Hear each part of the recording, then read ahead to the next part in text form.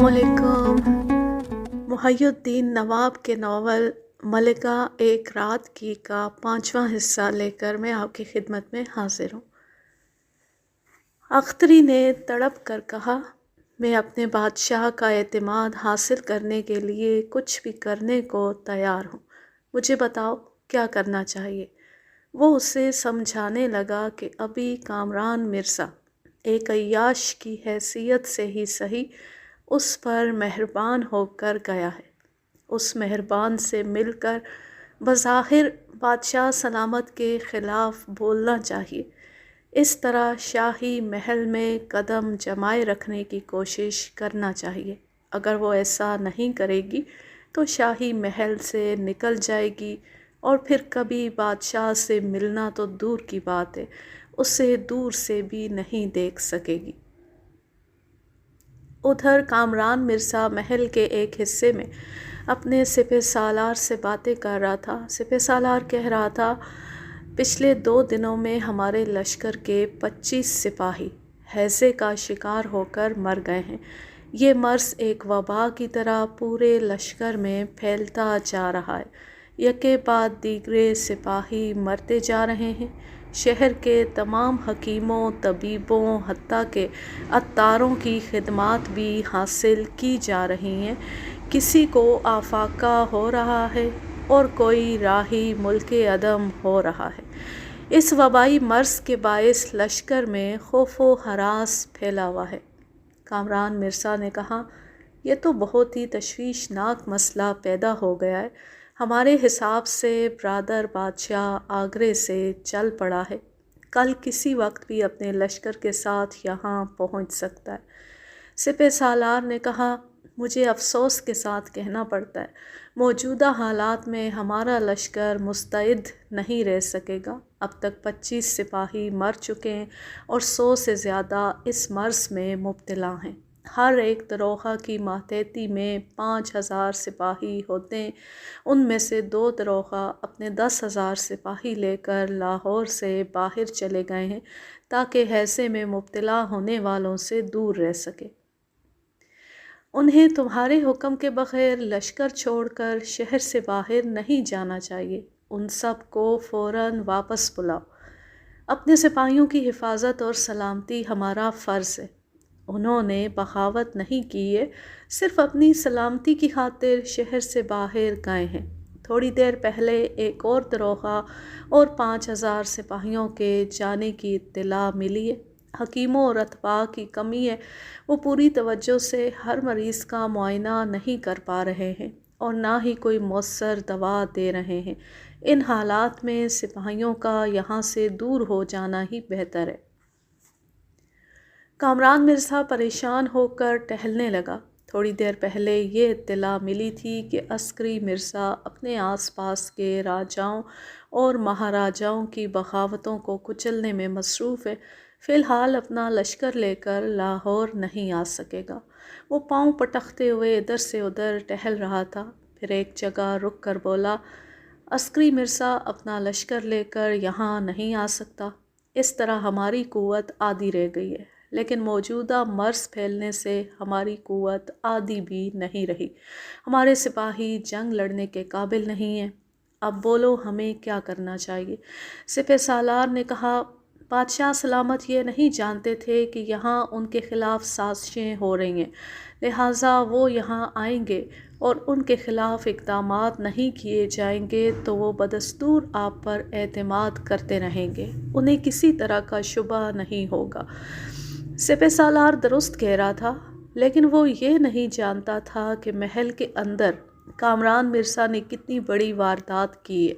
हुमायूं की इज़्ज़त पर हाथ डाला है और उसके होने वाले बच्चे को मतनाज़े बना दिया।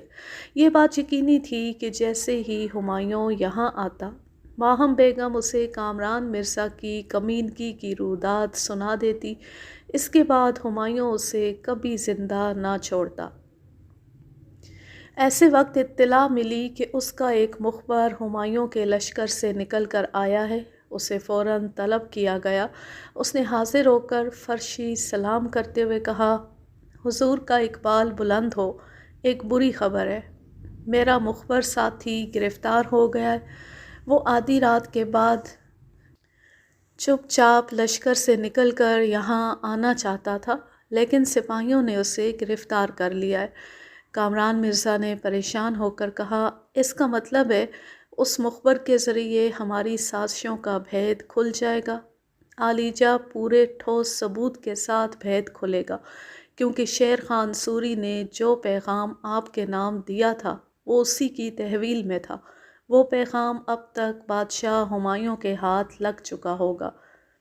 کامران مرزا نے غصے سے آگے بڑھ کر ایک الٹا ہاتھ مخبر کے منہ پر رسید کرتے ہوئے کہا، تم سب نمک حرام ہو، صرف تلوار چلانا جانتے ہو، عقل سے کام لینا نہیں جانتے۔ پھر وہ سپہ سالار سے بولا، یہ برادر بادشاہ جتنا بدبخت ہے اتنا ہی خوش بخت بھی ہے۔ ادھر سے شیر خان سوری، ادھر سے ہم اسے توڑنے کی کوشش کر رہے ہیں۔ ادھر سے شیر خان سوری اور ادھر سے ہم اسے توڑنے کی کوششیں کر رہے ہیں، مگر وہ ٹوٹ نہیں رہا ہے۔ اس کی خوش بختی دیکھو کہ یہاں آ کر نقصان اٹھانے سے پہلے ہی اسے ہماری سازشوں کا علم ہو گیا ہے۔ ان حالات میں ہماری بہترین حکمت عملی یہی ہوگی کہ ہم بیمار سپاہیوں کو یہاں چھوڑ دیں اور تمام صحت مند سپاہیوں کو لے کر جہاں پناہ عسکری مرزا سے جا ملیں۔ بعد میں اپنی اور بادشاہ سلامت کی جنگی قوتوں کا موازنہ کر کے فیصلہ کیا جائے گا کہ آئندہ ہمیں کیا کرنا ہے۔ کامران مرزا تھوڑی دیر تک سوچتا رہا، پھر بولا، اور کوئی راستہ نہیں ہے۔ بیمار سپاہیوں کو یہاں چھوڑو اور اپنا لشکر لے کر یہاں سے نکلو۔ وہ جھنجھلا کر اپنی ران پر ہاتھ مارتے ہوئے بولا، پھر یہی کہنا پڑتا ہے کہ برادر بادشاہ خوش بخت ہے۔ ہم نے اس سے آگرہ خالی کروایا، اب ہم اس کے آگے لاہور خالی کرنے پر مجبور ہیں۔ سپہ سالار حکم کی تعمیل کے لیے چلا گیا۔ وہ غصے سے ادھر ادھر ٹہلنے لگا، کوئی تدبیر سوچنے لگا کہ آئندہ کس طرح ہمایوں کو کمزور بنا کر لاہور سے بھی بھاگنے پر مجبور کیا جائے۔ ایسی وقت ایک اردہ بیگنی نے آ کر عرض کیا، اختری بیگم ایک بار ملاقات کرنے کی خواہش مند ہے۔ کامران مرزا اختری کا نام سنتے ہی سوچنے لگا، ہاں، برادر بادشاہ کی ایک کمزوری ہمارے ہاتھ میں ہے، ہم کوشش کریں گے تو اختری کے ذریعے اسے کمزور بنا سکیں گے۔ اس نے کچھ سوچنے کے بعد کہا، اسے حاضر کیا جائے۔ وہ سلام کرتی ہوئی الٹے قدموں وہاں سے چلی گئی۔ تھوڑی دیر بعد اختری دروازے پر آئی، جھک کر فرشی سلام کرنے کے بعد بولی، آپ حاکم ہیں، ہماری زندگیوں کے مالک و مختار ہیں، آپ کے سامنے ایک فریادی بن کر آئی ہوں۔ وہ اسے دیکھ رہا تھا اور اپنے طور سے سوچ رہا تھا، بولو کیا فریاد ہے؟ بادشاہ سلامت کی والدہ محترمہ نے مجھ سے رشتہ توڑ لیا ہے، اب نہ میں ان کی بہو ہوں اور نہ ہی وہ میرے ہونے والے بچے کی متمنی رہیں گی۔ جب تم امید سے نہیں ہو تو پھر یہ کیوں کہتی ہو کہ کسی بچے کو جنم دے کر ماں بننے والی ہو؟ مجھے اپنی جیوتشی کی پیش گوئی پر پورا یقین ہے، میں آئندہ ماں بنوں گی، ایک بیٹے کو جنم دوں گی۔ وہ مسکراتے ہوئے بولا، کس کے بیٹے کو؟ اس نے سر اٹھا کر دیکھا، پھر نظریں جھکاتے ہوئے کہا، بچہ کسی کا بھی ہو، اسے نہ تو آپ قبول کریں گے اور نہ ہی بادشاہ سلامت۔ میں تو گھر کی رہی نہ گھاٹ کی۔ وہ اس کی طرف بڑھتے ہوئے بولا، ہم چاہیں تو یہ ثابت کر سکتے ہیں کہ وہ بچہ صرف برادر بادشاہ کا ہے، اس میں کوئی ملاوٹ نہیں ہوئی ہے۔ اختری نے ایک دم سے چونک کر اسے دیکھا۔ اس نے پوچھا، تم یہی چاہتی ہو نا؟ اس نے ہاں کے انداز میں سر ہلایا۔ میں اپنے بچے کو گالی نہیں بنانا چاہوں گی، اسے ایک باپ کا نام ملنا چاہیے۔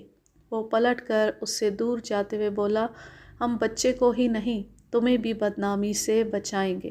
ہمارا بیان ہوگا کہ تم برادر بادشاہ کی پاک باز بیوی ہو، ہم نے تمہیں ہاتھ بھی نہیں لگایا۔ وہ بولی، بادشاہ کی حاکم مادر نے بہت کچھ سنا ہے، اپنی آنکھوں سے میری خوابگاہ میں آ کر بہت کچھ دیکھا ہے۔ وہاں بہکانے والی شراب تھی، آپ کی دیوانگی نے میرے کپڑے پھاڑ ڈالے تھے، خود آپ نے ان کے روبرو اپنی زبان سے یہ دعویٰ کیا تھا کہ مجھے پاک دامن نہیں رہنے دیں گے۔ جس ہانڈی میں ایک ہی چیز پک رہی تھی اس میں کھچڑی پکا دیں گے۔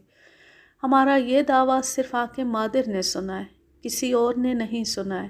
ایک خوابگاہ میں تمہارے لٹنے کا منظر صرف آقِ مادر کو ہی معلوم ہے، کوئی اور اس بات کا گواہ نہیں ہے۔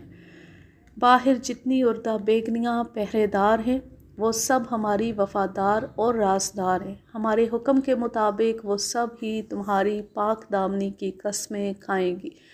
وہ اس سے ذرا دور ہوتے ہوئے بولا، ہم ابھی جا رہے ہیں لیکن یہ تحریری بیان دے کر جائیں گے کہ آقِ مادر تمہاری ساسیں اور ساس بہو میں کبھی نہیں بنتی، وہ تم پر جھوٹے الزامات عائد کر رہی ہیں۔ ہم قسم کھا کر کہیں گے کہ برادر بادشاہ کی زوجہ کو دور سے دیکھا ہے، اسے ہاتھ تک نہیں لگایا۔ وہ ذرا دور جا کر پلٹ گیا، پھر بولا، بے شک برادر بادشاہ اپنی ماں کی بات پر اندھا اعتماد کرتے ہیں لیکن ایمان والے بھی ہیں، وہ تمہاری اور ہماری قسموں کو نظر انداز نہیں کریں گے۔ جب یہ معلوم ہوگا کہ تم نے ایک بیٹے کو جنم دیا ہے تو وہ نہ چاہتے ہوئے بھی یہ سوچنے پر مجبور ہوتے رہیں گے کہ بیٹا ان کا ہی ہے۔ تم انچوئی تھی اور ہو، تمہیں کسی نے میلا نہیں کیا ہے۔ وہ آہستہ آہستہ اس کی طرف بڑھتے ہوئے بولا، ہماری کوشش ہوگی کہ آئندہ برادر بادشاہ کی کسی منکوحہ سے کوئی اولاد نہ ہو۔ جب وہ اولاد سے محروم رہیں گے تو دل تمہاری بیٹے کی طرف کھنچتا رہے گا۔ ایسی وقت گل رخ بیگم آ گئی۔ اس نے پوچھا، آپ اچانک کیسے آ گئیں؟ وہ پریشان ہو کر بولی، ہمارا بیٹا عسکری مرزا راجاؤں مہاراجاؤں سے تنہا جنگ لڑ رہا ہے، تمہیں فوراً اس کی مدد کے لیے جانا چاہیے۔ گل رخ بیگم بول رہی تھی اور چپتی ہوئی نظروں سے اختری کو بھی دیکھ رہی تھی۔ پھر وہ آگے بڑھتے ہوئے بولی، یہاں آ کر معلوم ہوا تمہارے لشکر کے سپاہی ہیضے میں مبتلا ہو رہے ہیں اور اچھی خاصی تعداد میں مرتے جا رہے ہیں۔ پھر وہ اختری کو دیکھ کر بیٹے سے بولی، ہم یہاں ضروری باتیں کرنے آئے ہیں، کیا تم اسے جانے کے لیے نہیں کہہ سکتے؟ اس نے قریب آ کر ماں کے شانے پر ہاتھ رکھتے ہوئے کہا، موجودہ حالات میں یہ لڑکی ہمارے لیے بہت ضروری ہو گئی ہے۔ ہم اب تک یہی سمجھ رہے تھے کہ برادر بادشاہ گردش میں ہے، لیکن نہیں، ہم سب گردش میں ہیں۔ ہمیں جلد سے جلد یہاں سے فرار ہونا ہے، لیکن آپ اس لڑکی کے ساتھ یہاں رہیں گی۔ ہمیں ایک نئی بازی شروع کرنی ہے، اور وہ بازی کیا ہے ہم ابھی آپ کو سمجھاتے ہیں۔ وہ اپنی ماں سے بولنے لگا، اختری اپنے بادشاہ ہمایوں کے خلاف کسی سازش میں شریک ہونا نہیں چاہتی تھی، لیکن خوش دامن کے خلاف محاذ آرائی لازمی ہو گئی تھی۔ آئندہ ساس سے جنگ جاری رکھ کر ہی اس کے بیٹے کو حاصل کر سکتی تھی۔ اگر وہ ایک رات کے بعد حاصل نہ بھی ہوتا تو وہ اپنے بچے کو کسی نہ کسی طرح اس کا بیٹا ثابت کر کے ہی رہتی۔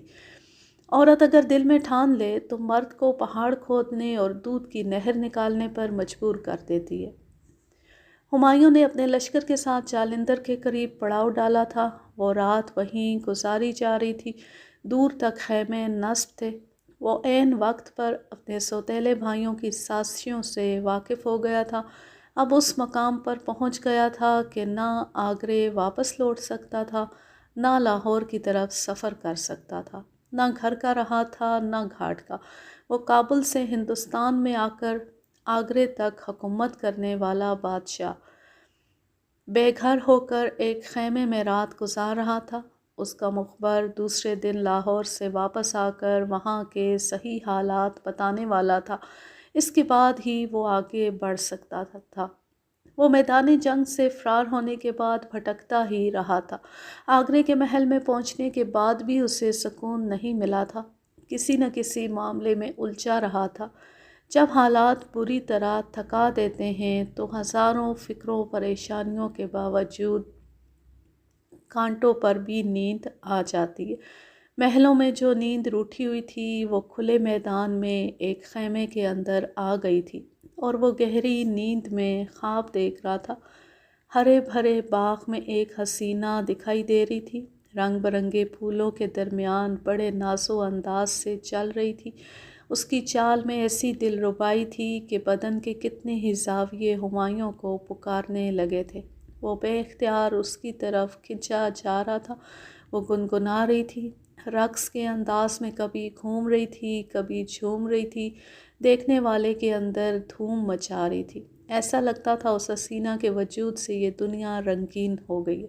وہ اپنی رفتار بڑھاتا ہوا، تیزی سے چلتا ہوا اس کے قریب پہنچا تو ایک دم سے ٹھٹک گیا۔ وہ کوئی اور نہیں، اختری تھی۔ اس نے حیرانی سے پوچھا، یہ تم ہو؟ ہاں میں ہوں، ایک طویل مدت سے اپنے بادشاہ کا انتظار کر رہی ہوں۔ تم نے ہم سے صرف ایک رات مانگی تھی، ہم نے وہ رات دے دی، پھر کیوں انتظار کر رہی ہو؟ ایک خواہش کے بعد دوسری خواہشیں سر اٹھاتی چلی جاتی ہیں۔ میں دل سے مجبور ہو کر انتظار کرتی رہتی ہوں، شاید کبھی آپ سے سامنا ہو جائے، شاید کبھی آپ میری محبت میں کھنچے چلے آئے۔ وہ اسے بڑی چاہت سے، بڑی لگاوٹ سے دیکھ رہا تھا۔ اس نے کہا، تم پہلے اتنی حسین نہیں تھی، یہ حسن کی رعنائی، یہ شباب کی دلکشی تمہارے اندر کہاں سے آ گئی؟ کیا آپ جانتے ہیں دنیا کی سب سے حسین عورت کون ہوتی ہے؟ وہی ہوتی ہے جو آنکھوں سے اتر کر دل میں سما جائے۔ ایسی حسین عورت کسی ایک ہی کے دل میں سماتی ہے، لیکن وہ عورت جو ساری دنیا کو حسین لگتی ہے وہ کون ہے؟ پہیلی نہ بجھواؤ، ہمیں بتاؤ تم کیا کہنا چاہتی ہو۔ وہ ایک قدم آگے بڑھ کر بولی، جو عورت ساری دنیا کو حسین لگتی ہے وہ ہے ماں۔ عورت ماں بن کر دنیا کی سب سے حسین اور سب سے اہم عورت بن جاتی ہے۔ میں بھی پہلے سے زیادہ حسین اس لیے نظر آ رہی ہوں کہ ماں بن چکی ہوں۔ ہمایوں نے دوسرے ہی لمحے میں دیکھا، اختری کے دونوں ہاتھوں میں ایک خوبصورت ننھا منھا سا بچہ کلکاریاں مار رہا تھا۔ اپنے ننھے ننھے ہاتھ پاؤں اس طرح مار رہا تھا جیسے اس کی گود میں آنا چاہتا ہو۔ وہ بولی، اسے میں نے جنم دیا ہے، یہ آپ کا بیٹا ہے۔ ہمایوں نے حیرت اور مسرت سے بچے کو دیکھتے ہوئے پوچھا، کیا نجومیوں کی پیش گوئی درست ثابت ہو گئی ہے؟ وہ فخر سے بولی، ان کی پیش گوئی جیتی جاگتی صورت میں آپ کے سامنے ہے۔ کیا آپ اسے چھونا نہیں چاہیں گے؟ ہاں، ہم اسے چھونا چاہتے ہیں۔ کیا آپ اسے چومنا نہیں چاہیں گے؟ بے شک، ہم اسے سینے سے لگا کر چومنا چاہتے ہیں۔ اختری نے بچے کو اس کی طرف بڑھاتے ہوئے کہا، یہ میرے پاس آپ کی امانت تھا، اسے قبول کریں۔ اس نے بچے کو لینے کے لیے اپنے دونوں ہاتھ بڑھائے۔ ایسی وقت تیز آندھی چلنے لگی، کسی کا قہقہ سنائی دیا، کوئی سیاہ لبادے میں لپٹا ہوا ہوا کے جھونکے کی طرح آیا، پھر اس بچے کو اختری سے چھینتا ہوا ان دونوں کے درمیان سے گزرتا ہوا اتنی تیز رفتاری سے جانے لگا کہ ہمایوں لپک کر اسے روک نہ سکا۔ وہ حد نظر سے آگے نکل کر نظروں سے اوجھل ہو گیا۔ دور کہیں سے آواز آنے لگی، ہمایوں، یہ تمہارا نہیں، ہمارا بیٹا ہے، اسے ہم لے جا رہے ہیں۔ اختری رو رہی تھی اور کہہ رہی تھی، بادشاہ سلامت، یہ جھوٹ بول رہا ہے، وہ بیٹا آپ کا ہے، آپ اسے واپس لے آئیں۔ شاید یہ ہمارا نہیں تھا، اسی لیے ہم سے چھین لیا گیا۔ اگر کوئی دشمن آپ سے مغل خاندان کا تخت و تاج چھین لے گا تو کیا آپ یہی کہیں گے کہ وہ تخت و تاج آپ کا نہیں تھا، اس لیے چھین لیا گیا؟ کسی دشمن نے آپ کا بیٹا چھین لیا ہے، اس کا مطلب یہ نہیں ہے کہ وہ آپ کے لہو سے نہیں ہے۔ پھر ہمایوں نے دور کہیں سے ایک بچے کی آواز سنی۔ وہ رو رہا تھا اور چیخ چیخ کر کہہ رہا تھا، بابا حضور، ہم آپ کا لہو ہیں، ہمیں پانی نہ کریں، ہم آپ کا لہو ہیں، ہمیں پانی نہ کریں۔ اچانک ہمایوں نے آنکھیں کھول دیں، خواب کا سلسلہ ٹوٹ گیا۔ اس نے خود کو ایک خیمے کے اندر آرام دہ بستر پر پایا۔ سوچنے لگا، یہ کیسا خواب تھا، ہم نے ایسا خواب کیوں دیکھا ہے؟ وہ سوچنے لگا، یاد کرنے لگا، اس کے بزرگ کہا کرتے تھے، خواب ایک طرح کی آگہی ہوتی ہے، ہم جو کچھ خوابوں میں دیکھتے ہیں ان کی تعبیر کسی نہ کسی صورت سے، کسی نہ کسی حوالے سے ہمیں ملتی رہتی ہے۔ دن نکل آیا تھا، دھوپ کی تماست سے یہ اندازہ ہو رہا تھا کہ سورج سر پر آ گیا اور وہ اب تک خلاف معمول گہری نیند سوتا رہا تھا۔ وہ اٹھ کر بیٹھ گیا، یہ بات سمجھ میں نہیں آ رہی تھی کہ وہ دشمن سے شکست اور بھائیوں سے فریب کھا رہا تھا، در بدر کا ہو رہا تھا، آگرے اور لاہور کے درمیان آ کر اٹک گیا تھا۔ ان حالات میں اسے اپنی شکست اور پریشانیوں کے حوالے سے کوئی خواب دیکھنا چاہیے تھا، لیکن اس نے اختری کو کیوں دیکھا؟ وہ اختری کے ساتھ ایک رات گزارنے کے بعد تقریباً اسے بھلا چکا تھا۔ حالات اس طرح سے الجھا رہے تھے کہ کسی کو یاد کرنے کی فرصت ہی نہیں مل رہی تھی۔ اس معمولی لڑکی کی اہمیت صرف اس لیے تھی کہ وہ نجومیوں کی پیشگوئی کے مطابق ایک بیٹے کو جنم دینے والی تھی۔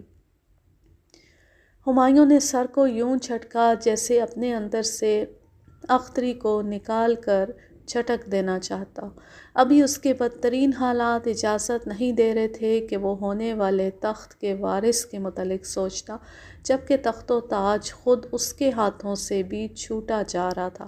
وہ خیمے سے باہر آیا تو سپہ سالار فوراً ہی حاضر ہو کر کورنش بجا لایا، پھر عرض کیا، ظل سبحانی کا اقبال بلند ہو، خوشبختی آپ کے قدم چوم رہی ہے، مخبر لاہور سے بہت بڑی خوشخبری لے کر آیا ہے۔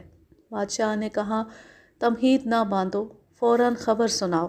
سپہ سالار نے کہا، شاید آپ کے برادر کامران مرزا کو یہ معلوم ہو چکا ہے کہ شیر خان سوری کا لکھا ہوا خط پکڑا گیا ہے اور ان کی سازشوں کا بھانڈا پھوٹ چکا ہے، اس لیے وہ لاہور چھوڑ کر اپنے لشکر کے ساتھ عسکری مرزا کی طرف جا رہے ہیں۔ یوں اچانک لاہور چھوڑنے کی دو وجوہات ہیں۔ ایک تو یہ کہ عسکری مرزا راجاؤں اور مہاراجاؤں کے درمیان تنہا جنگ لڑ رہے ہیں، انہیں مزید فوجی کمک کی ضرورت ہے۔ دوسری وجہ، شہر لاہور میں ہیضے کی وبا پھیلی ہوئی ہے، تقریباً 100 سے زیادہ سپاہی اس مرض میں مارے گئے ہیں اور 100 سے زیادہ اب بھی اس مرض میں مبتلا ہیں۔ کامران مرزا اپنے باقی صحت مند سپاہیوں کی سلامتی اور بہتری کے لیے اور بھائی کی مدد کے لیے بیمار سپاہیوں سے انہیں دور لے جا رہے ہیں۔ پھر تو واقعی لاہور خالی ہے، وہاں ہمارا راستہ روکنے والا کوئی نہیں ہے۔ کیا ہمیں مخبر کے بیان پر بھروسہ کرنا چاہیے؟ بے شک، یہ مخبر برسوں سے آپ کا جانثار اور وفادار رہا ہے، آپ اس پر بھروسہ کر سکتے ہیں۔ تو پھر فوج کو ابھی کوچ کا حکم دو، ہم جلد سے جلد لاہور پہنچنا چاہتے ہیں۔ فوراً ہی حکم کی تعمیل کی گئی۔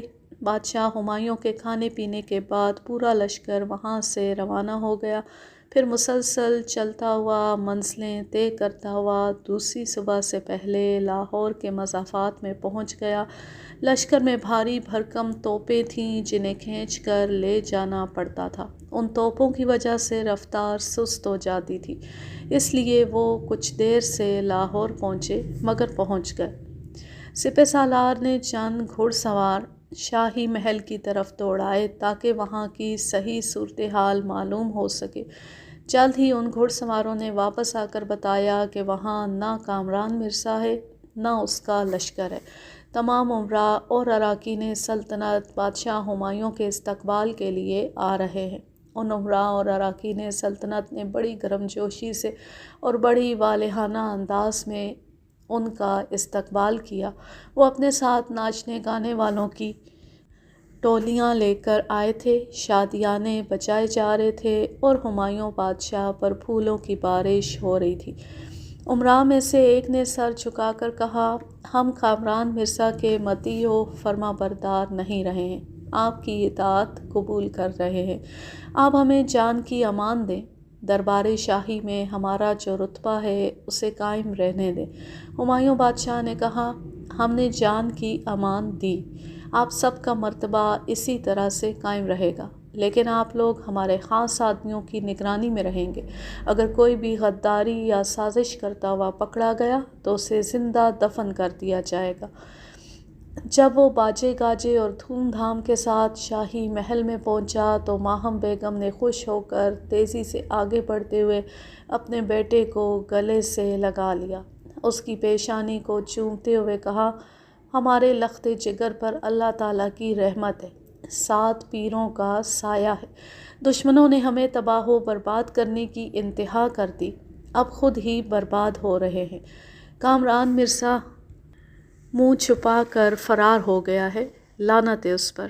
ہمایوں نے سر اٹھا کر دیکھا، ان سے کچھ دور گل رخ بیگم اور اختری سر جھکائے کھڑی ہوئی تھی۔ ماہم بیگم نے انہیں غصے سے دیکھتے ہوئے کہا، پہلے تم ہماری خوابگاہ میں چلو، تم سے بہت ضروری باتیں کرنی ہیں۔ تمہیں یہاں کے بارے میں ایسی باتیں معلوم ہوں گی جس کی تم توقع بھی نہیں کر سکتے۔ اختری نے بادشاہ کو محبت اور رحم طلب نظروں سے دیکھا، اس کا چہرہ، اس کی آنکھیں التجا کر رہی تھیں۔ میرے بادشاہ، ہم بھی تو پڑے ہیں راہوں میں، ہم بھی شرف باریابی چاہتے، ہمیں بھی صفائی پیش کرنے کا موقع دیا جائے۔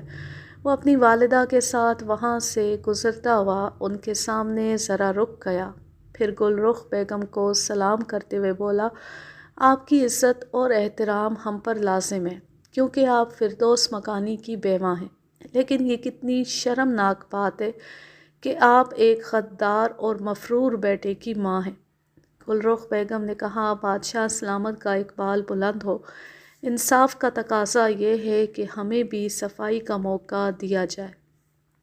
انصاف کا تقاضا یقیناً پورا ہوگا، ہم آپ کا بیان سننے کے لیے ضرور آپ کو طلب کریں گے۔ اختری کو دیکھ کر اسے اپنا خواب یاد آ گیا۔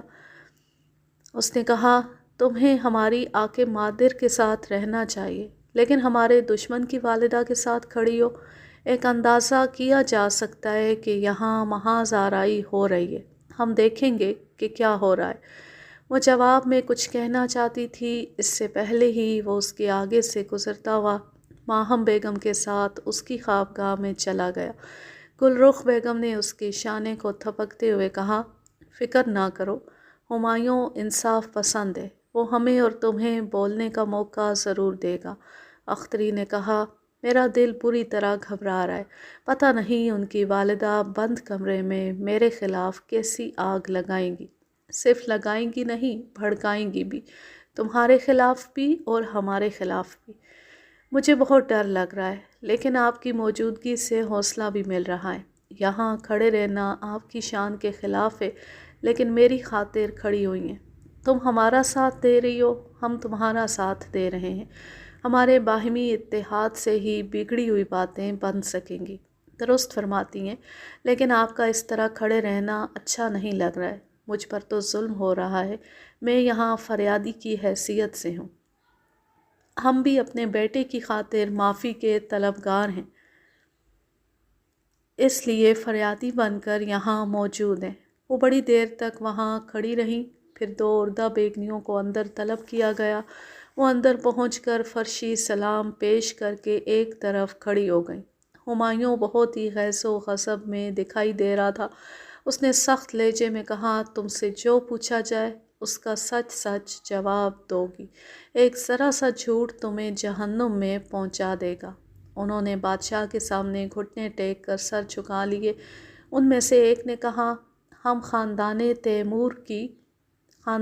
تیموریہ کی نمک خوار ہیں، فردوس مکانی کے زمانے سے یہاں خدمات انجام دے رہے ہیں اور ہمیشہ بادشاہ وقت کی وفادار رہے ہیں۔ جب آپ یہاں نہیں رہتے، کسی بھائی کو قائم مقام بنا کر جاتے ہیں تو ہم آپ کے اس بھائی کی وفادار بن کر رہتی ہیں۔ جب آپ آتے ہیں اور وہ جاتے ہیں تو خدا گواہ ہے، ہماری وفاداری صرف اور صرف آپ کے لیے ہوتی ہے۔ تو پھر ایک وفادار اور نمک خوار کی زبان سے سچ بولو، کیا کامران مرزا اختری بیگم کی خوابگاہ میں گیا تھا؟ دوسری نے کہا، میں خدا کو حاضر و ناظر جان کر کہتی ہوں، حضور کے برادر اختری بیگم کی خوابگاہ کے دروازے تک گئے تھے، انہوں نے اندر قدم نہیں رکھا، باہر سے ہی چند کلمات ادا کیے، پھر واپس چلے گئے۔ ماہم بیگم نے غصے سے چیختے ہوئے کہا، یہ جھوٹی ہے، مکار ہے، قسمیں کھا رہی ہے مگر جھوٹ بول رہی ہے۔ ماہم بیگم نے آگے بڑھ کر اس اردہ بیگنی کو ایک زور کی لات ماری۔ ہمایوں نے ماں کا بازو تھام کر کہا، آک مادر، خدا کے لیے غصہ برداشت کریں، اس وقت ہم بادشاہ ہیں، صرف آپ کے بیٹے نہیں ہیں، ہمیں انصاف کا تقاضا پورا کرنے دیں، آئندہ آپ ہمارے محاسبے کے دوران کچھ نہیں بولیں گی۔ وہ پیچھے ہٹ کر اپنے تخت پر بیٹھ گئی۔ دونوں اردہ بیگنیوں نے اپنی تلواریں نیام سے نکال کر بادشاہ کے قدموں میں رکھ دی۔ جہاں پناہ ہمارے جسم و جان کے مالک ہے، ہمارا سر قلم کر دے، لیکن جو سچ ہے ہم وہی بولیں گی، سچ کے سوا کچھ نہیں بولیں گی۔ ہمایوں نے انہیں سوچتی ہوئی نظروں سے دیکھا، پھر کہا، ہماری حاکم مادر کا بیان ہے، اختری بیگم کی خوابگاہ میں شراب پہنچائی گئی تھی اور کامران مرزا کے وہاں جاتے ہی دروازہ بند کر دیا گیا تھا۔ ایک عورت بیگنی نے کہا، اگر حضور کی والدہ محترمہ نے اپنی آنکھوں سے کامران مرزا کو اندر جاتے ہوئے اور اس دروازے کو بند ہوتے ہوئے دیکھا ہے تو پھر ہم ان کے بیان کو نہیں جھٹلائیں گی، سچ بولنے کے باوجود سزا پائیں گی۔ ہمایوں نے اپنی والدہ کی طرف دیکھا۔ ماہم بیگم نے کہا، کامران مرزا نے ہمیں اس خوابگاہ میں قیدی بنا کر رکھا تھا، ہم باہر نہیں جا سکتے تھے، اس لیے اپنی آنکھوں سے نہیں دیکھا ہے، لیکن بعد میں اختری کی خوابگاہ میں جا کر دیکھا تھا۔ وہاں شراب کی سراہی رکھی ہوئی تھی۔ ایک عورت بیگنی نے کہا، سراہی نہیں تھی، بوتل تھی۔ ماہم بیگم نے کہا، تم بہت جھوٹی ہو، سراہی کو بوتل کہہ رہی ہو، چلو بوتل ہی صحیح، مگر وہ شراب کی بوتل تھی۔ عورت بیگنی نے کہا، میں قسم کھا کر کہتی ہوں، وہ شراب کی نہیں، سرکے کی بوتل تھی۔ شہر میں ہیضہ پھیلا ہوا ہے، اختری بیگم کھانے کے ساتھ سرکہ استعمال کرتی ہیں، وہ بوتل ان کے ہاتھ سے چھوٹ کر گر پڑی تھی، تمام سرکہ قالین پر بہہ گیا تھا۔ جہاں پناہ وہاں جا کر خود معائنہ کر سکتے ہیں، سرکے اور شراب کا فرق صاف ظاہر ہو جائے گا۔ اس نے کہا، ہمارے خاص بزرگ طبیب کو بلایا جائے، ہم ان کے ساتھ معائنے کے لیے جائیں گے۔ اس کے حکم کی تعمیل کی گئی، بیگمات اپنے کمروں میں چلی گئیں۔ ہمایوں بزرگ طبیب اور دونوں عورت بیگنیوں کے ساتھ اختری کی خوابگاہ میں پہنچا۔ ایک عورت بیگنی نے طبیب سے کہا، اب سے 2 روز پہلے قالین کے اس حصے پر سرکہ گرا تھا، ہم یہاں کی صفائی کرانا چاہتی تھیں لیکن اختری بیگم نے منع کر دیا۔ ہمایوں نے پوچھا، اختری نے کیوں منع کیا؟ وہ ادب سے سر جھکا کر بولی، وہ اعتکاف میں تھیں، کوئی اندر نہیں آتا تھا۔ وہ بزرگ طبیب گھٹنے ٹیک کر سر جھکا کر قالین کے اس حصے کا معائنہ کرنے لگا، اسے اچھی طرح سونگھا، پھر کھڑے ہو کر دست بستہ عرض کیا، بادشاہ حضور، یہ شراب نہیں ہے، سرکہ ہے۔ ہمایوں نے ایک عورت بیگنی سے کہا، طبیب صاحب کو باہر پہنچا دیا جائے۔ طبیب اس کے ساتھ چلا گیا۔ ہمایوں نے دوسری عورت بیگنی سے کہا، ہماری حاکم مادر سے کہا جائے، ہم انہیں یاد کر رہے ہیں۔ وہ دوسری بھی حکم کی تعمیل کے لیے چلی گئی۔ ہمایوں پریشان ہو کر ٹہلنے لگا، سوچنے لگا۔ حاکم مادر نے اپنی آنکھوں سے کامران مرزا کو اس خوابگاہ میں آتے نہیں دیکھا، دروازہ بند ہوتے نہیں دیکھا، پھر یہ کہ سرکے کو شراب سمجھ رہی ہیں، انہیں اختری سے یوں بدظن نہیں ہونا چاہیے۔ ماہم بیگم نے آتے ہوئے پوچھا، طبیب نے کیا معائنہ کیا ہے، وہ کیا کہہ رہا ہے؟ آپ کو غلط فہمی ہوئی ہے مادر، یہ شراب نہیں، سرکہ ہے۔ ماہم بیگم نے بے یقینی سے وہاں آ کر قالین کو دیکھا، دور تک پھیلا ہوا سرکہ خشک ہو چکا تھا۔ وہ پریشان ہو کر بولی، یہ سرکہ نہیں ہو سکتا۔ ہمایوں نے کہا، طبیب حضرات ہم سے زیادہ تجربہ رکھتے ہیں، پھر یہ کہ ایک بزرگ طبیب نے یہاں کا معائنہ کیا، وہ کبھی ہمارے سامنے غلط بیانی کی جرات نہیں کر سکتے، پھر ہم بھی کچھ تجربہ رکھتے ہیں، ہماری آپ سے استدعا ہے، اختری سے بدظن نہ ہو۔ وہ غصے سے پاؤں پٹک کر بولی، تم کیسے دل و دماغ کے مالک ہو، دشمنوں کے لیے اتنا نرم گوشہ کیوں رکھتے ہو؟ یہ کیوں نہیں سوچتے کہ تمہارے سوتیلے تمہارا جانشین نہیں چاہتے؟ کامران مرزا نے ہمارے منہ پر کہا تھا وہ اختری کے پاس جا کر ملاوٹ کرے گا، پھر اختری بھی جنم دینے والے بیٹے کے بارے میں یقین سے نہیں کہہ سکے گی کہ وہ کس کا ہے، تمہارا ہے یا اس کم ظرف کا۔ یہ باتیں سن کر ہمیں غصہ آ رہا ہے، لیکن عقل سمجھاتی ہے کہ یہ بہت ہی سنگین معاملہ ہے، مستقبل میں ہماری وراثت کا سوال پیدا ہوگا۔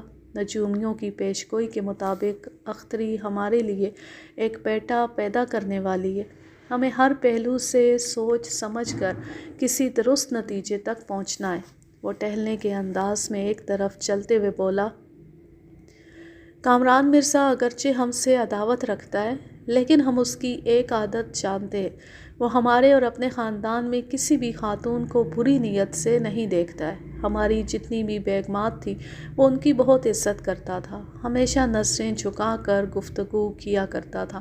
خاندان تیموریہ میں کوئی ایسی مثال نہیں ملتی کہ کسی بھائی نے دوسرے بھائی کی زوجہ کو میلی نظر سے دیکھا ہو۔ کیا تم یہ کہنا چاہتے ہو کہ ہم جھوٹ بول رہے ہیں؟ ہمیں آپ پر فخر ہے، آپ کبھی جھوٹ نہیں بولتی، لیکن کسی معاملے میں آپ کو غلط فہمی ہو سکتی ہے۔ خود ہی غور کریں، آپ نے کامران مرزا کو اس خوابگاہ میں آتے نہیں دیکھا، دروازہ بند ہوتے نہیں دیکھا، جسے آپ نے شراب سمجھا وہ سرکہ ہے۔ یہ ساری باتیں صرف اس بنا پر غلط ہو رہی ہیں کہ آپ کو غلط فہمی ہوئی ہے۔ آپ اسلامی قانون کو بھی سمجھتی ہیں، جب تک کسی کے خلاف ٹھوس ثبوت پیش نہ کیے جائیں اس پر بدکاری کا الزام عائد نہیں ہوتا۔ ماہم بیگم نے چونک کر کہا، ہاں، ایک ثبوت ہے۔ جس وقت ہم یہاں آئے تو اختری کا لباس پھٹا ہوا تھا۔ وہ لباس اسی خوابگاہ میں یا حرم کے کسی حصے میں ہوگا، اسے تلاش کیا جا سکتا ہے۔ ہمایوں نے کنیزوں کو بلا کر حکم دیا کہ اختری کے تمام ملبوسات نکالے جائیں، ان میں سے جو بھی لباس پھٹا ہوا ہو اسے ہمارے سامنے پیش کیا جائے۔ ماہم بیگم نے کہا، وہ لباس حرم کے کسی دوسرے حصے میں بھی چھپایا جا سکتا ہے یا باہر کہیں پھینکا جا سکتا ہے۔ جو بھی اسے ڈھونڈ کر لائے گی ہم اس کا منہ موتیوں سے بھر دیں گے۔ یہ سنتے ہی کچھ کنیزیں خوابگاہ میں اختری کے ملبوسات نکال کر وہ پھٹا ہوا لباس ڈھونڈنے لگیں۔ چند کنیزیں باہر چلی گئیں۔ پورے محل کے اندر اور باہر اس لباس کو تلاش کیا جانے لگا۔ تھوڑی دیر بعد شور اٹھا کہ ایک کنیز کو وہ پھٹا ہوا لباس مل گیا ہے۔ ماہم بیگم نے بڑے فخر سے بیٹے کو دیکھا۔ ایک کنیز وہ پھٹا ہوا لباس ہاتھوں میں اٹھائے خوابگاہ میں داخل ہو رہی تھی۔ ماہم بیگم نے دور سے ہی دیکھ لیا تھا، ہاں، وہ اسی رنگ کا لباس پہنے ہوئے تھی۔ ہمایوں نے حکم دیا، لباس کو پوری طرح سے کھول کر دکھایا جائے۔ جب اس لباس کو کھولا گیا تو وہ پھٹا ہوا تھا۔ ہمایوں نے کہا، آقا مادر، یہ اختری کا لباس نہیں ہو سکتا۔ وہ ایک دھان پان سی لڑکی ہے، اس کا قد درمیانہ ہے، جبکہ یہ کسی بھاری بھرکم قدآور عورت کا لباس دکھائی دے رہا ہے۔ ماہم بیگم نے الجھی ہوئی نظروں سے لباس کو دیکھ کر کہا، اس کا رنگ تو وہی ہے۔ اگر آپ الجھ رہی ہیں، اطمینان حاصل کرنا چاہتی ہیں تو اختری کو یہ لباس پہننے کا حکم دیا جائے۔ صاف پتہ چل رہا تھا کہ وہ لباس اختری کے جسم سے مناسبت نہیں رکھتا، لیکن ماہم بیگم کے ذہن میں دو باتیں تھیں۔ ایک تو یہ کہ لباس کا رنگ وہی تھا، دوسری بات یہ کہ وہ انہی دو جگہوں سے پھٹا ہوا تھا جہاں اس نے پہلے دیکھا تھا۔ اب وہ اس کے ناپ کا تھا یا نہیں، یہ تو اسے پہنا کر ہی دیکھا جا سکتا تھا۔ لہٰذا اس لباس کو اختری کے پاس بھیج دیا گیا۔ حکم ہوا کہ وہ اسے پہن کر حاضر ہو جائے۔ ماہم بیگم کبھی سوچ بھی نہیں سکتی تھی کہ اسے جھٹلانے کے لیے کیسی تدبیریں کی گئی ہیں۔ گل رخ بیگم نے بڑی چال بازی دکھائی تھی۔ اختری کی خوابگاہ کا قالین بدل دیا تھا۔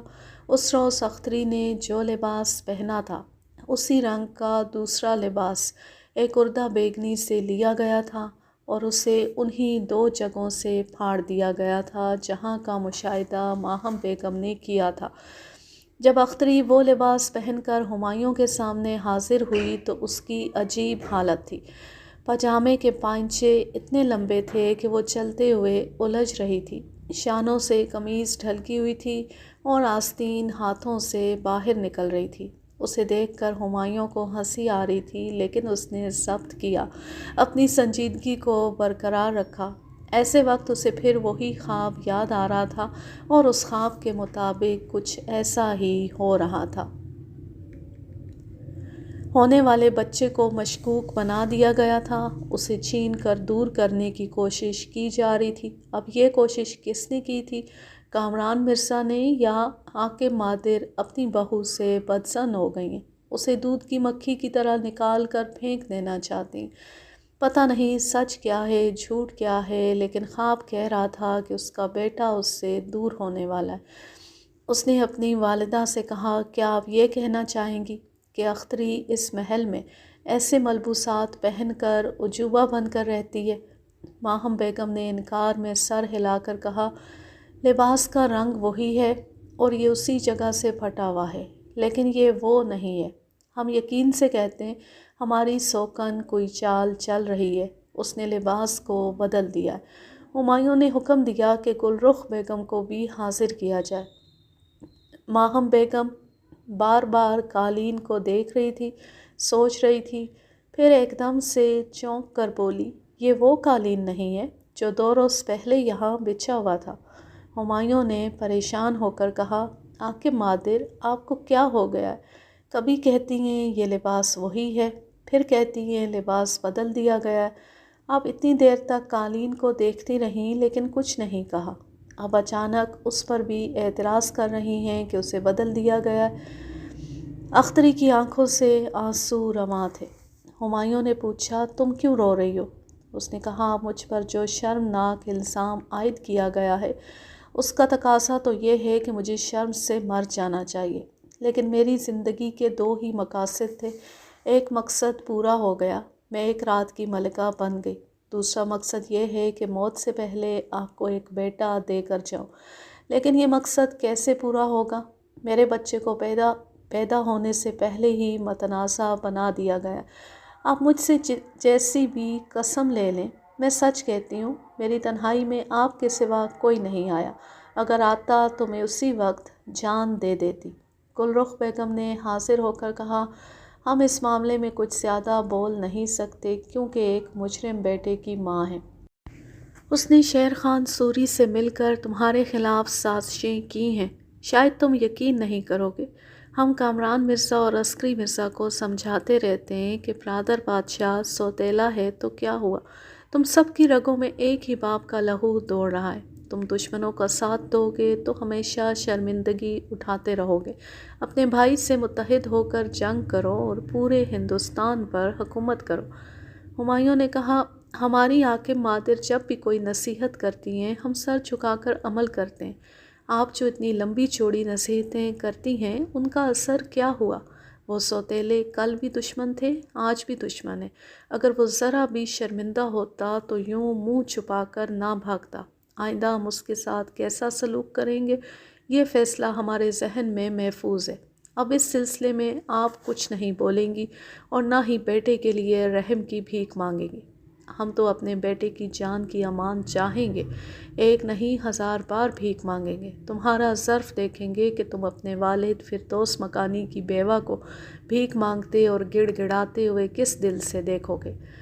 ماہم بیگم نے کہا، ہمارے بیٹے کے جذبات سے مت کھیلو، یہ ویسے ہی رحم دل ہے، لیکن رحم دلی کا مطلب یہ نہیں ہوتا کہ جان کے دشمنوں کو امان دی جائے۔ گل رخ بیگم نے کہا، شرافت اور نیک نفسی کہتی ہے کہ مرحوم پدر کی نصیحتوں پر عمل کیا جائے۔ انہوں نے فرمایا تھا، بھائیوں سے خواہ کتنی ہی بڑی غلطی ہو انہیں فراخ دلی سے معاف کر کے ان کی گوشمالی کریں، لیکن انہیں جانی نقصان نہ پہنچائیں۔ ہمایوں نے کہا، ہم کہہ چکے ہیں، کامران مرزا کے خلاف جو فیصلہ کیا ہے وہ ہمارے ذہن میں محفوظ ہے، اس سلسلے میں آگے کوئی بات نہ کی جائے۔ وہ بولی، بادشاہ سلامت کا حکم سر آنکھوں پر، اب ہم دوسری بات کرتے ہیں۔ یہاں آتے ہی معلوم ہوا کہ ہمارے بیٹے کامران مرزا پر ایک شرمناک الزام لگایا گیا ہے۔ آپ جانتے ہیں خاندان تیموریہ میں آج تک کبھی کسی نے گھر کی عزت پر ہاتھ نہیں ڈالا، اگر ہمارا بیٹا ایسا کرتا تو ہم اس کے منہ پر تھوک دیتے۔ اس نے ماہم بیگم کو دیکھتے ہوئے کہا، یہ ہماری سمجھ سے باہر ہے کہ حاکم مادر نے ایسا شرمناک اور بے تکا الزام ہمارے بیٹے پر کیوں لگایا، جو بہو ان کے لیے پوتے کو جنم دینے والی ہے، یہ اس سے بدسند کیوں ہو گئی ہیں؟ آخر اس کے پیچھے کوئی بات تو ہوگی۔ یہی ہم معلوم کرنا چاہتے ہیں کہ ہماری حاکم مادر خواہ مخواہ کیوں اختری سے بدسند ہوں گی۔ یہ تو آپ کی حاکم مادر ہی بتا سکتی ہیں۔ ویسے ہماری معلومات کے مطابق منیر احمد شامی ان کا بہت ہی معتبر نجومی ہے۔ اس نے یہ بات ان کے کانوں میں پھونک دی ہے کہ اختری ایک بیٹے کو جنم دے گی، لیکن وہ بیٹا ہاتھ سے بے ہاتھ ہو جائے گا۔ اور ایک طویل مدت کے بعد بادشاہ ہمایوں کے ہاتھ آئے گا۔ ہمایوں نے چونک کر گل رخ بیگم اور پھر اختری کو دیکھا۔ خواب میں ایسا ہی کچھ دکھائی دیا تھا۔ بچہ اس کے ہاتھ آتے آتے نکل گیا تھا۔ گل رخ بیگم نے کہا، آپ کی آنکھیں مادر نے اس نجومی کی باتوں کا اثر لیا ہے اور یہ اسی لمحے سے اختری سے بدظن ہو گئی ہیں۔ یہ جانتی ہیں کہ تم نجومی کی بات کا یقین نہیں کرو گے بلکہ تجربہ کرنا چاہو گے۔ یہ دیکھنا چاہو گے کہ آئندہ وہ بچہ تمہارے ہاتھوں میں رہے گا یا نجومی کی بات درست ہوگی۔ گل رخ بیگم نے ایک قدم آگے بڑھ کر پوچھا، تم ہی دل پر ہاتھ رکھ کر کہو، کیا اپنی آنکھ مادر کی طرح اختری سے بدظن ہو جاؤ گے یا نجومی کی پیش گوئی کو آزماؤ گے اور اختری کو تحفظ دو گے؟ بے شک ہم اسے تحفظ دیں گے، لیکن آپ اچانک اختری کی اتنی ہمدرد کیوں ہو گئی ہیں؟ کیوں اس کی وکالت کر رہی ہیں؟ اس کی دو وجوہات ہیں۔ ایک تو یہ کہ ہمارے بیٹے پر خواہ مخواہ شرمناک الزام لگایا گیا ہے، ہم اس الزام کو دھونا چاہتے ہیں۔ دوسری وجہ یہ ہے کہ کسی طرح تمہارے بیٹے کو تحفظ دے کر، تمہارا دل جیت کر اپنے بیٹے کے لیے معافی کا دروازہ کھولنا چاہتے ہیں۔ ہمایوں نے قائل ہو کر سر ہلایا۔ وہ بولی، ہم نے یہ سوچ لیا ہے کہ آپ آنکھ مادر کے الزام پر یقین کریں گے اور اختری کی پاک دامنی پر شبہ کریں گے تو ہم اسے اپنے ساتھ لے جائیں گے اور کسی طرح بھی یہ ثابت کرنے کی کوشش کریں گے کہ یہ بیچاری پہلے بھی پاک دامن تھی اور آج بھی ہے۔ اگر یہ خوشبخت ہوئی تو قدرت بھی اس کا ساتھ دے گی اور اس کی پاک دامنی خود بخود ثابت ہوتی رہے گی۔ پھر تمہیں پتہ چلے گا کہ تم ایک طویل عرصے تک اپنے بیٹے کو ٹھکراتے رہے ہو۔ ایسا کبھی نہیں ہوگا۔ اختری ہماری پناہ میں ہمارے معتبر پہرے داروں کی نگرانی میں رہا کرے گی۔ ماہم بیگم نے کہا، بیٹے تم کس کی باتوں میں آ رہے ہو؟ یہ بڑی مکاریوں سے اور اپنی لچھے دار باتوں سے تمہیں الجھا رہی ہیں۔ آنکھ مادر، ہم ایسے بھی نادان بچے نہیں ہیں، ہر پہلو کا جائزہ لے رہے ہیں۔ آپ نے اختری کے خلاف جتنے ثبوت پیش کیے وہ غلط ثابت ہو چکے ہیں۔ اب ایک ہی سوال پیدا ہوتا ہے کہ یہ پاک دامن ہے یا نہیں۔ ہمیں کامران مرزا پر اس سلسلے میں اعتماد کرنا چاہیے یا نہیں؟ وہ ذرا چپ ہوا۔ سب اسے سوالیہ نظروں سے دیکھنے لگے۔ اختری کا دل تیزی سے دھڑک رہا تھا۔ پتہ نہیں بادشاہ کیا فیصلہ کرنا چاہتا ہے۔ اتنا تو معلوم ہوا کہ وہ اسے پناہ دے گا، لیکن شاید اس پر پہلے کی طرح اعتماد نہیں کرے گا، ہمیشہ شک و شبے میں مبتلا رہے گا۔ ہمایوں نے کہا، اب ایک ہی راستہ رہ گیا ہے، ہم اللہ تعالیٰ سے مدد مانگیں، قدرت سے کوئی اشارہ پانے کی کوشش کریں۔ اس کے لیے استخارہ لازم ہے۔ ہم دیکھیں گے کہ استخارہ کے نتیجے میں ہمیں کیا ہدایت مل سکتی ہے۔ اس نے اختری کو دیکھتے ہوئے کہا، اختری کے لیے یہ حکم ہے کہ وہ اسی خوابگاہ میں رہے۔ پھر اس نے گل رخ بیگم کو دیکھتے ہوئے کہا، آپ کے لیے حکم ہے کہ آج ہی اپنے دونوں بیٹوں کے پاس چلی جائیں، انہیں ہمارا پیغام دیں۔ اگر وہ ہم سے معافی کے طلبگار ہیں تو انہیں ایک ہی صورت میں معاف کیا جا سکتا ہے۔ ان سے کہا جائے کہ وہ دونوں ہی ہمارے سامنے حاضر ہو جائیں، ہم انہیں کچھ عرصے کے لیے محل میں نظر بند رکھیں گے اور ان بھائیوں کے لشکروں کے ساتھ شیر خان سوری کا مقابلہ کریں گے، انشاءاللہ اسے شکست دیں گے، دہلی اور آگرہ کے تخت پر قبضہ جمائیں گے۔ اس کے بعد دونوں بھائیوں کو رہا کر دیا جائے گا۔ اگر یہ شرط منظور ہے تو وہ ہمارے پاس چلے آئیں۔ یہ حکم صادر کر کے وہ اپنی آنکھ مادر کے ساتھ وہاں سے چلا گیا۔ ان کے جانے کے بعد گل رخ بیگم نے دھیمی آواز میں اختری سے کہا، تمہارے لیے تو راستہ ہموار ہو گیا۔ وہ تمہیں پاک دامن بھی سمجھ رہا ہے اور شبہ بھی کر رہا ہے۔ اسے استخارہ کے ذریعے ہدایت حاصل کرنے دو، کسی طرح کی فکر نہ کرو۔ ہمیں تو آج ہی یہاں سے جانا ہوگا۔ ہم نے تمہیں جیسا سمجھایا ہے ویسا ہی کرتی رہو گی تو ہمیشہ ماہم بیگم پر حاوی رہو گی۔ گل رخ بیگم یہ کہہ کر وہاں سے چلی گئی۔ اختری سر جھکائے کھڑی ہوئی تھی۔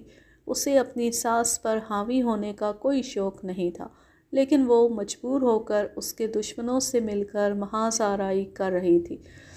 ضمیر اسے ملامت کر رہا تھا کہ وہ اپنے بادشاہ سے جھوٹ بول رہی ہے، اسے دھوکہ دے رہی ہے۔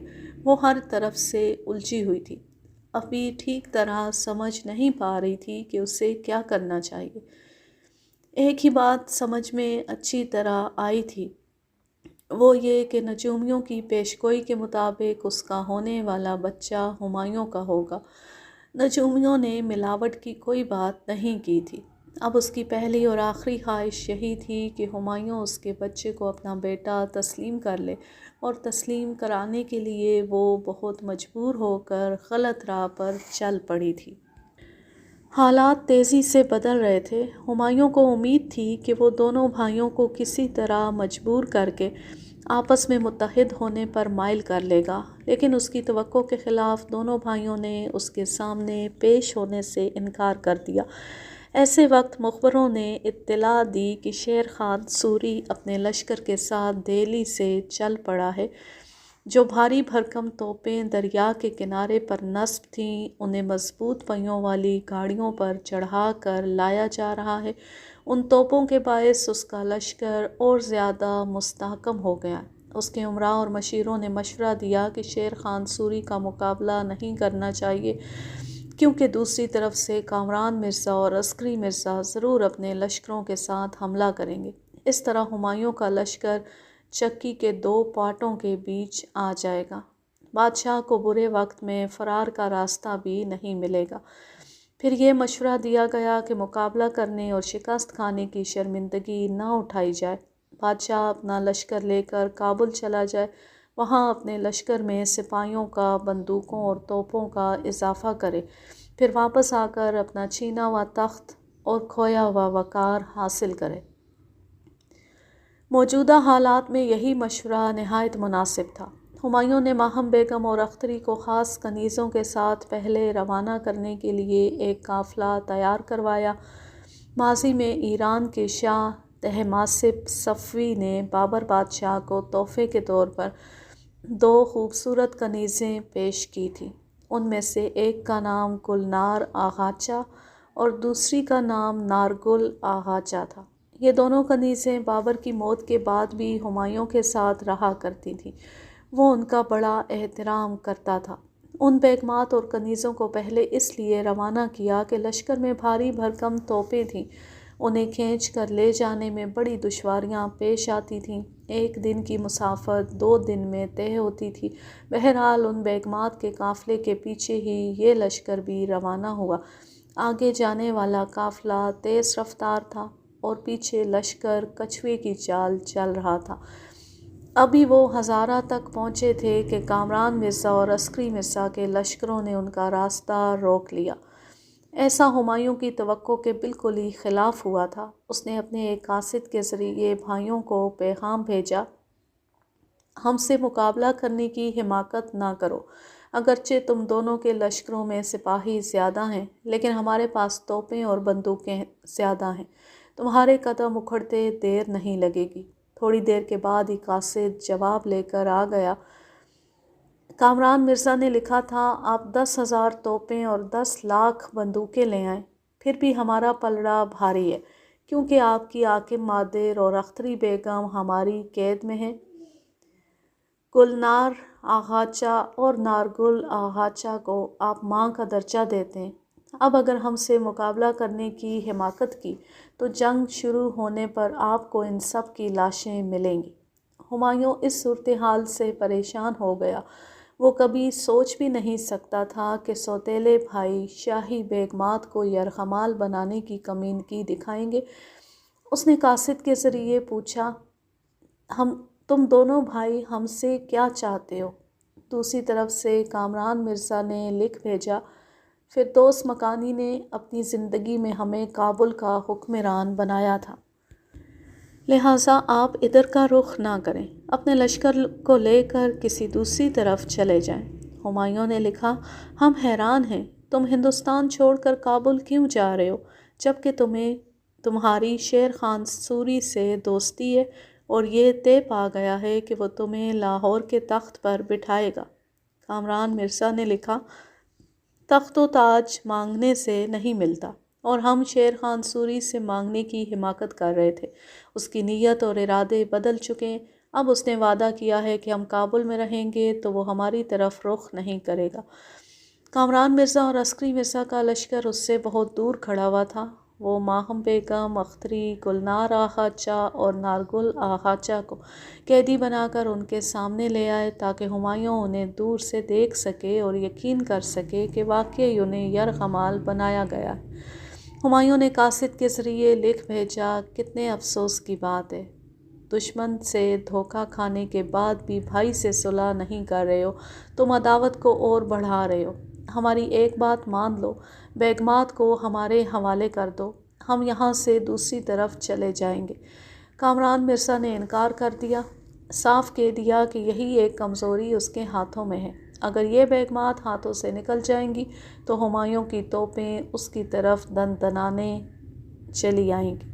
عسکری مرزا نے لکھا، برادر بادشاہ، آپ کی والدہ محترمہ اور زوجہ اختری ہمارے لیے محترم ہیں، ان کے ساتھ کوئی بدسلوکی نہیں ہوگی، ہم انہیں نہایت احترام سے اپنے پاس رکھیں گے۔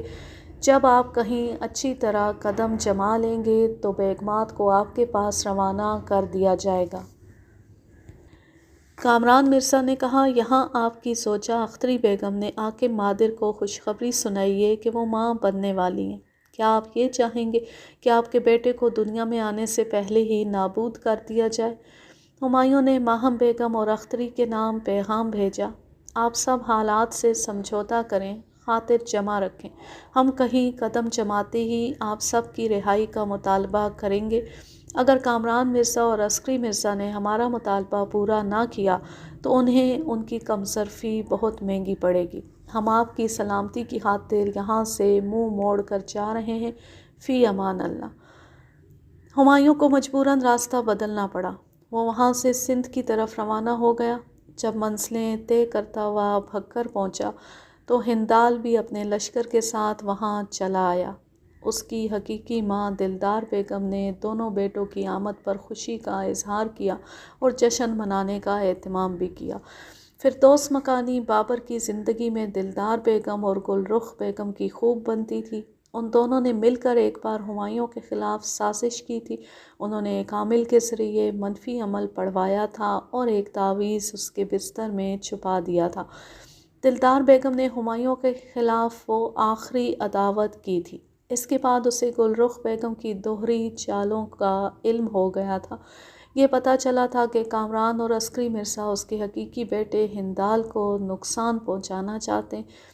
تب سے وہ بدظن ہو کر گل رخ بیگم سے دور ہو گئی تھی، اپنے بیٹے کو سمجھاتی رہتی تھی کہ وہ بادشاہ ہمایوں سے محبت کرتا رہے اور اسی کا وفادار بن کر رہے۔ دلدار بیگم نے بادشاہ ہمایوں اور اپنے بیٹے کی آمد پر ایک پرتکلف دعوت کا اہتمام کیا۔ شاہی خاندان سے تعلق رکھنے والی خواتین اس دعوت میں شریک ہوئیں۔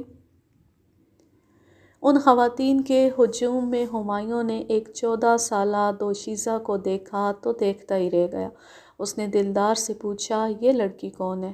دلدار بیگم نے کہا، اس کا نام حمیدہ بانو ہے، یہ میر بابا دوست کی صاحبزادی اور معظم کی ہمشیرہ ہے، اس کا باپ میرے بیٹے ہندال کا استاد ہے۔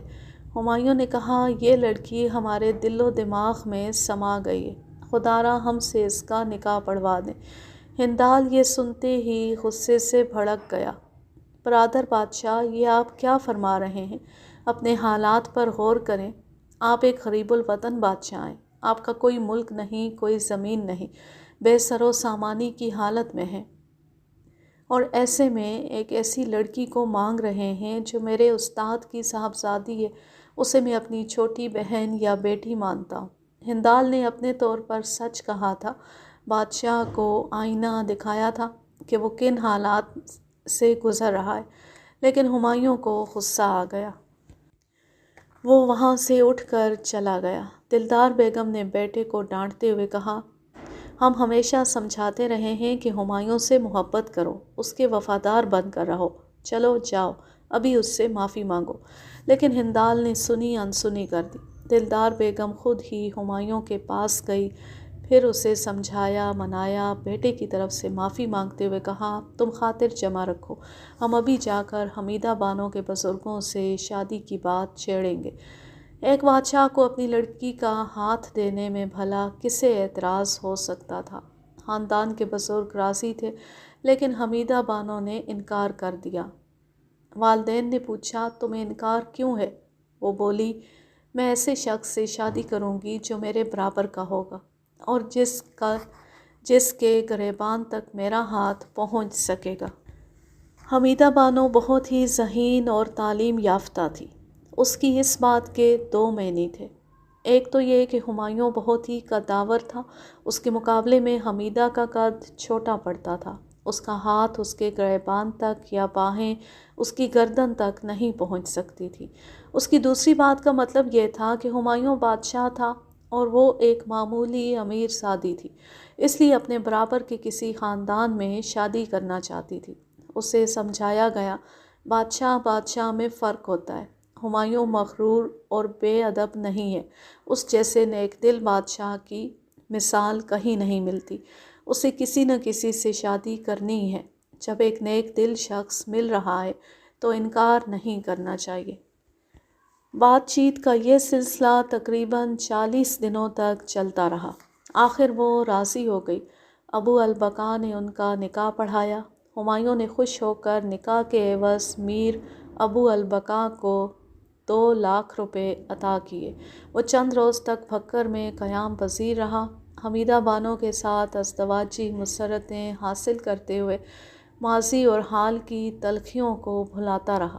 حمیدہ بانو نے اسے سمجھایا آپ کو اپنی کھوئی ہوئی عزت اور وقار حاصل کرنے کے لیے خلوت کدے سے نکلنا چاہیے، کیوں نہ ہم امر کوٹ کی طرف چلیں، وہاں کا رانا پرشاد مل آپ کا مطیع و فرما بردار ہے، وہ ایسے برے وقت میں ضرور ساتھ دے گا۔ ہمایوں دوسرے ہی دن اپنے لشکر کے ساتھ وہاں سے روانہ ہو گیا۔ حمیدہ بانو اس کے ہمراہ تھی۔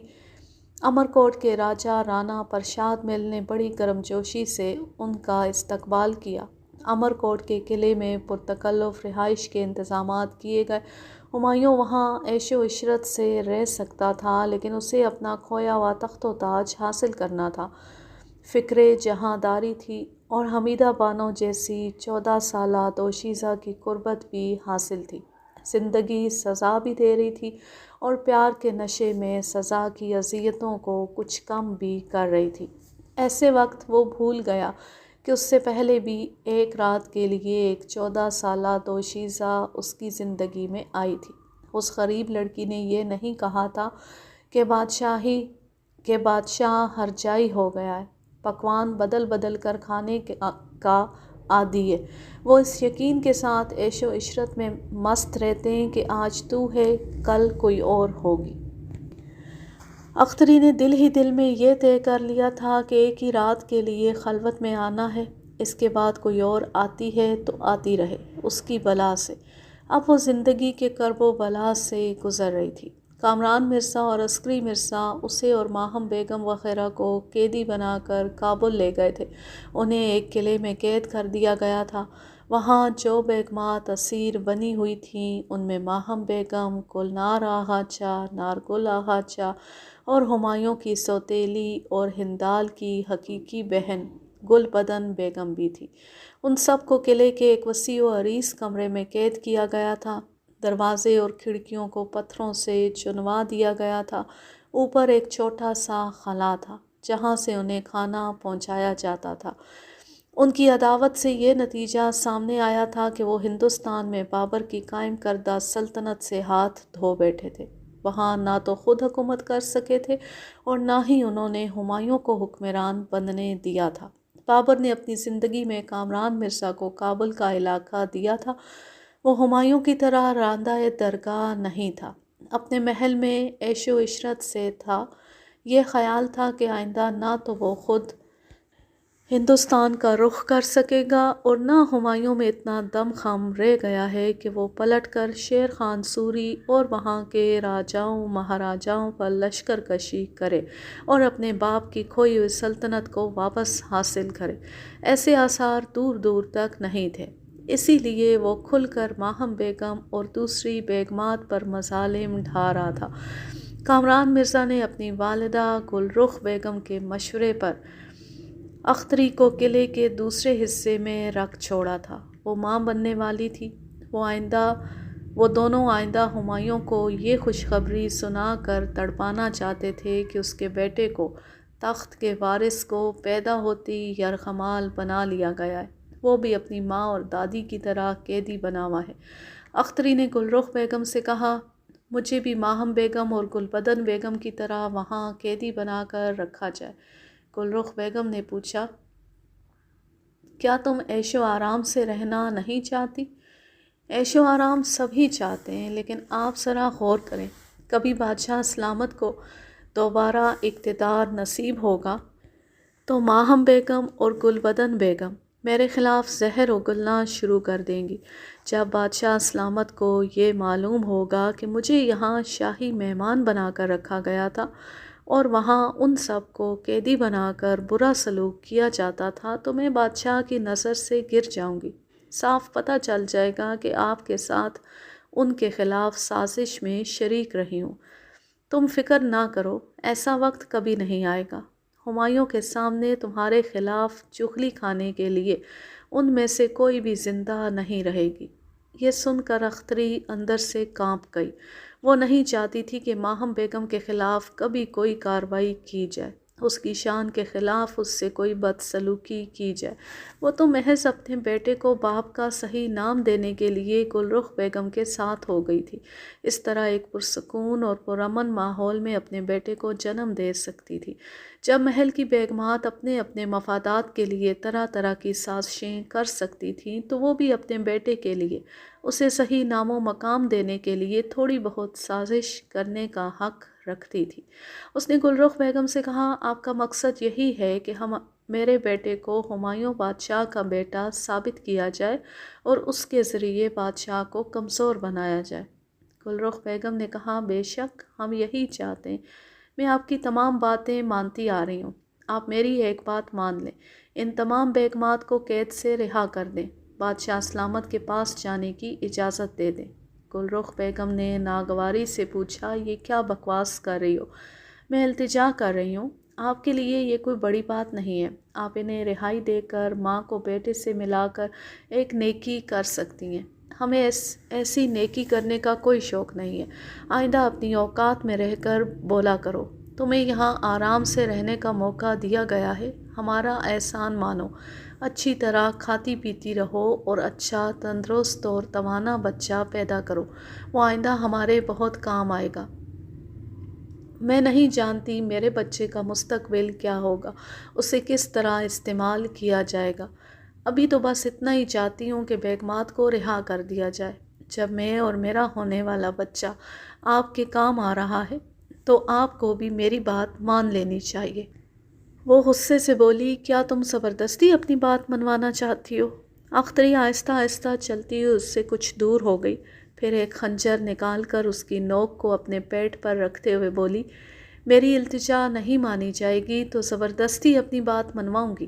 یہ اچھی طرح سمجھ گئی ہوں کہ میرا بیٹا آپ کے بیٹے کے پاس رہے گا۔ جب بادشاہ سلامت کو اقتدار حاصل ہوگا تو آپ میرے بچے کو ان کے سامنے پیش کریں گی، اس طرح وہ آپ کے بیٹے کی غلطیاں معاف کر دیں گے۔ گل رخ بیگم نے پریشان ہو کر خنجر کی نوک کو دیکھا جو اس کے پھولے ہوئے پیٹ سے لگی ہوئی تھی۔ وہ چیخ کر بولی، پاگل کی بچی، تو بچے کو مارے گی تو خود بھی مرے گی۔ کوئی ماں اپنے بچے کو قتل نہیں کرتی، تو کیسی نادان ہے، ان بیگمات کی خاطر ہمیں دھمکی دے رہی ہے۔ وہ بڑی مستحکم لہجے میں بولی، یہ دھمکی نہیں ہے، اگر انہیں ابھی رہا نہ کیا گیا، ان کی روانگی کے لیے قافلہ تیار نہ کیا گیا، تو بادشاہ سلامت کا یہ لہو ابھی پانی ہو جائے گا۔ میں بھی اپنے بچے کا ماتم کرنے کے لیے زندہ نہیں رہوں گی، نقصان آپ کو اور آپ کے بیٹے کو پہنچے گا۔ گل رخ بیگم نے اسے سوچتی ہوئی نظروں سے دیکھا، پھر کہا، اچھی بات ہے، ہم ابھی اپنے بیٹے سے بات کرتے ہیں۔ وہ وہاں سے چلتی ہوئی کامران مرزا کے پاس آئی، پھر اسے بتایا کہ اختری تمام بیگمات کی رہائی کا مطالبہ منوانے کے لیے جارحانہ انداز اختیار کر رہی ہے۔ کامران مرزا نے تمام باتیں سن کر حیرانی سے پوچھا، کیا وہ اپنے بچے کو ہلاک کر دینا چاہتی ہے؟ نہیں مادر، کوئی ماں اپنے بچے کو اس طرح سے ہلاک نہیں کر سکتی، وہ ہمیں صرف دھمکی دے رہی ہے۔ گل رخ بیگم نے کہا، ہم نے اس کی آنکھوں میں جنون اور چہرے پر عزم و استقلال دیکھا ہے، وہ کچھ بھی کر سکتی ہے۔ اس کی اس حرکت سے ہمیں اپنی توہین اور مجبوری کا احساس ہو رہا ہے، مگر کیا کیا جائے؟ وہ اپنے بچے کو ہمارے پاس جنم دے گی، تب ہی ہم تمہارے لیے معافی کا دروازہ کھول پائیں گے۔ وہ کچھ سوچتے ہوئے بولا، اس میں شبہ نہیں کہ برادر بادشاہ قسمت کا دھنی ہے۔ ہم نے اس کے خلاف کتنی ہی سازشیں کی، وہ بار بار شکست کھاتا ہے مگر پھر سے تازہ دم ہو کر کامیابی کی راہ پر نکل پڑتا ہے۔ اگر اس کی قسمت مہربان ہوگی اور وہ ہندوستان میں اپنی کھوئی ہوئی سلطنت حاصل کر لے گا تو پھر ہمارے لیے معافی کا یہی ایک دروازہ کھلا رہے گا۔ ہم اختری کے بچے کو ایک امانت دار کی طرح اس کے حوالے کر سکیں گے۔ گل رخ بیگم نے کہا، ایسا کرو، بظاہر اختری کے سامنے ان بیگمات کو رہا کر دو، قلعے سے باہر ایک قافلے کے ساتھ روانہ کر دو اور اس قافلے کے سپاہیوں کو سمجھا دو کہ کابل سے باہر پہنچ کر ان بیگمات کو قتل کر دیا جائے۔ کامران مرزا نے کہا، ہم ایسا نہیں کر سکیں گے۔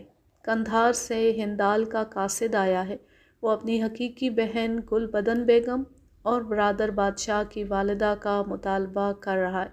اس کے 100 سپاہیوں کا قافلہ کابل کے نواح میں پہنچا ہوا ہے۔ یوں بھی ہم سوچ رہے ہیں کہ ان بیگمات کو ہندال کے پاس پہنچا دیا جائے۔ آپ اسے اختری جیسی معمولی خادمہ کا مطالبہ نہ سمجھے، اپنی توہین محسوس نہ کریں۔ اس وقت ان بیگمات کو رہا کر دینا ہماری بہترین حکمت عملی ہوگی۔ وہ بولی، بے شک، تم ہندال کا مطالبہ پورا کرو، ان بیگمات کو یہاں سے باہر بھیج دو، میں اختری کو قلعے کی فصیل پر لاتی ہوں، وہ اپنی آنکھوں سے انہیں رخصت ہوتے ہوئے دیکھ لے گی۔ اس بدذات نے ہمیں جھکانے کی کوشش کی ہے، ہم اس سے بعد میں نمٹ لیں گے۔ وہ غصے سے چلتی ہوئی اختری کی خوابگاہ میں آئی، پھر بولی، چلو اٹھو، اوپر فصیل پر چلو اور اپنی آنکھوں سے دیکھو، تمام بیگمات رہا ہو کر جا رہی ہیں۔ اختری اب تک ہاتھ میں خنجر لیے بیٹھی ہوئی تھی۔ گل رخ بیگم نے ناگواری سے کہا، اسے نیام میں رکھو اور خواہ مخواہ اپنے بچے کو ہلاک کرنے کی دھمکی نہ دو۔ وہ سر جھکا کر بولی، میں گستاخی کی معافی چاہتی ہوں۔ جب تک تمام بیگمات قلعے سے باہر جاتے ہوئے نظروں سے اوجھل نہیں ہوں گی، تب تک میں اسے نیام میں نہیں رکھوں گی۔ ایک اور عرصے، وہ غصے سے بولی، بکو، کیا بکنا چاہتی ہو؟ یہاں سے فصیل تک میرے آس پاس اور آگے پیچھے کوئی اردہ بیگنی نہیں ہوگی، صرف میری خاص خدمتگار صبا روحی رہے گی۔ خواجہ سرا صبا روحی کو طلب کیا گیا، پھر وہ تینوں وہاں سے فصیل پر آئے۔ قلعے کے باہر بیگمات کو پردے میں لایا گیا تھا، انہیں ان گاڑیوں میں بٹھایا جا رہا تھا جنہیں گھوڑے کھینچ کر لے جایا کرتے تھے، پھر وہ قافلہ وہاں سے روانہ ہو گیا۔